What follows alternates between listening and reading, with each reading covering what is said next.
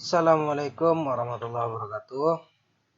Mari kita lanjutkan pelajaran kita tentang fungsi dan peranan Pancasila.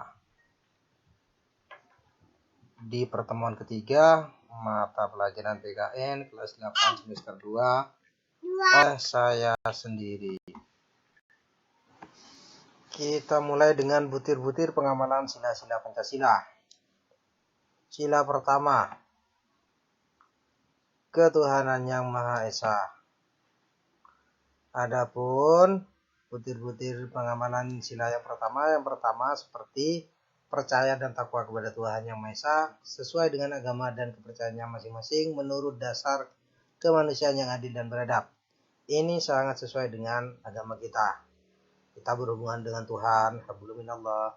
Kita juga harus berhubungan dengan manusia, hablum minannas. Yang kedua, menjalankan segala kewajiban dan menjauhi larangannya. Artinya semua kewajiban perintah Tuhan wajib kita laksanakan. Seperti sholat, puasa, sedekah, dan sebagainya. Yang ketiga, membina kerukunan hidup di antara sesama umat beragama. Artinya dengan tetangga, dengan teman kita harus selalu silaturahmi. Tidak boleh bermusuhan. Adapun berikutnya adalah sila kedua, yang berbunyi kemanusiaan yang adil dan beradab. Adapun pengamalan sila-silanya yang pertama seperti mengakui persamaan derajat, persamaan hak dan kewajiban asasi setiap manusia tanpa membeda-bedakan suku, keturunan, agama, kepercayaan, jenis kelamin, kedudukan sosial, warna kulit dan sebagainya. Artinya sesama manusia semuanya sama. Tidak ada yang kaya, tidak ada yang jelek, tidak ada yang miskin, semuanya sama. Kita lanjutkan.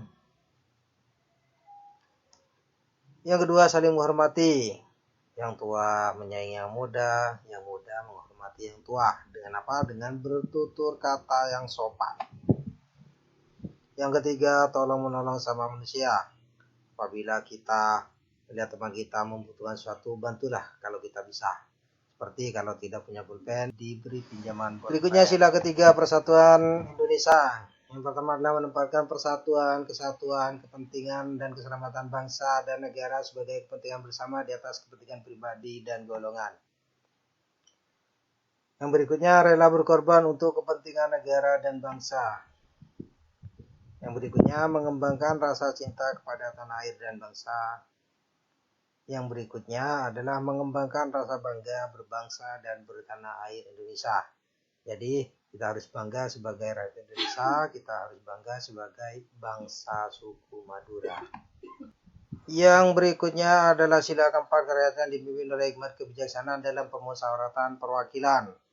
Adapun pengamalan sila-silanya, contohnya yang pertama adalah sebagai warga negara dan masyarakat. Setiap manusia mempunyai kedudukan, hak, dan kewajiban yang sama.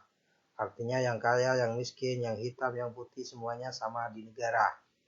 Yang salah tetap dihukum, yang mencuri tetap dihukum. Yang berikutnya tidak boleh memaksakan kehendak orang lain. Ketika kita menginginkan sesuatu untuk kepentingan bersama, kita musyawarahkan dan kita laksanakan walaupun tidak sesuai dengan pemikiran kita. Yang berikutnya mengutamakan musyawarah dalam mengambil keputusan untuk kepentingan bersama. Berikutnya adalah sila kelima, keadilan sosial bagi seluruh rakyat Indonesia. Adapun pengamalannya yang pertama, mengembangkan perbuatan luhur, mencerminkan sikap dan suasana kekeluargaan dan kegotong royongan yang merupakan tradisi kita, bertutur kata yang sopan dan sebagainya. Berikutnya mengembangkan sikap adil terhadap sesama, artinya tidak boleh memilih teman, semuanya sama. Tidak ada yang kaya, tidak ada yang miskin, tidak ada yang pintar, dan juga tidak ada yang bodoh, semuanya sama teman. Yang berikutnya menghormati hak orang lain, suka menolong orang lain.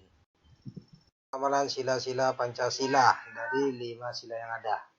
Adapun Pancasila berfungsi sebagai dasar negara, hal ini mengandung maksud bahwa Pancasila digunakan sebagai dasar untuk mengatur penyelenggaraan ketatanegaraan negara yang meliputi bidang ideologi, politik, ekonomi, sosial, budaya, dan pertahanan keamanan. Mungkin hanya itu penjelasan dari saya. Sukses selalu untuk kalian semua. Ihdinas siratal mustaqim. Wassalamualaikum warahmatullahi